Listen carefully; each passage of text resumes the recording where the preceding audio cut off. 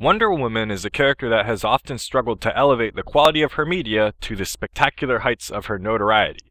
Despite being a household name, Wonder Woman, prior to the New 52, has been plagued by failed movie attempts, an abysmal television pilot, and a painfully mediocre reboot.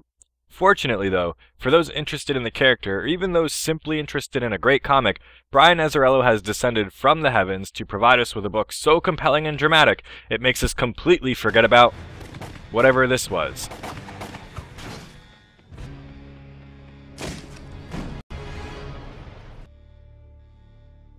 In the New 52, Azzarello completely reevaluates Wonder Woman's mythos down to the very circumstances of her birth, but Diana's origin is far from the only thing dramatically affected by his reimagining. As you progress through each issue, you'll be met with a wholly engrossing story that gives profound weight and meaning to aspects of Wonder Woman's world that were mere footnotes in the past. If you find yourself enjoying the soap opera of Greek mythology or even Game of Thrones, you'll feel right at home as Wonder Woman features an ensemble cast of duplicitous, power-hungry family members that hatch grandiose schemes and commit unspeakable acts of violence against one another. Although you'll find ample servings of malice and treachery, Azzarello has imbued the book with enough witty dialogue and heartfelt moments to keep things tonally diverse. The story begins when we learn that Zeus, king of Olympus, has decided long ago that the most important thing on his list of ways to use his divine powers is seducing women via shapeshifting.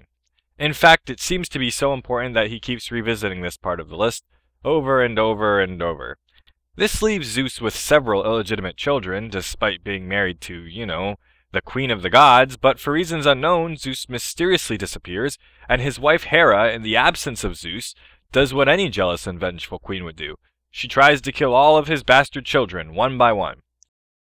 This is where we meet Zola, a charming country lass that is ruthlessly hunted by Hera because she had the misfortune of being impregnated by Zeus when he was under the guise of a truck driver, or a pool hustler, or maybe a dude in a band. It was one of those three. Without spoiling any major plot twists, Wonder Woman fights to protect Zola and her child, becoming entangled in the web of this divine family's bickering and scheming. The story takes monumental twists and turns, often living up to the grandeur of Greek myths, while never managing to lose its central focus, that being Wonder Woman's struggle to protect an innocent child.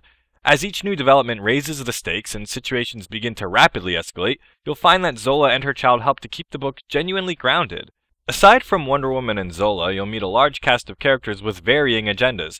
Some are motivated by loyalty, others by prophecy, and some simply appear to be having fun with the absurdity of it all.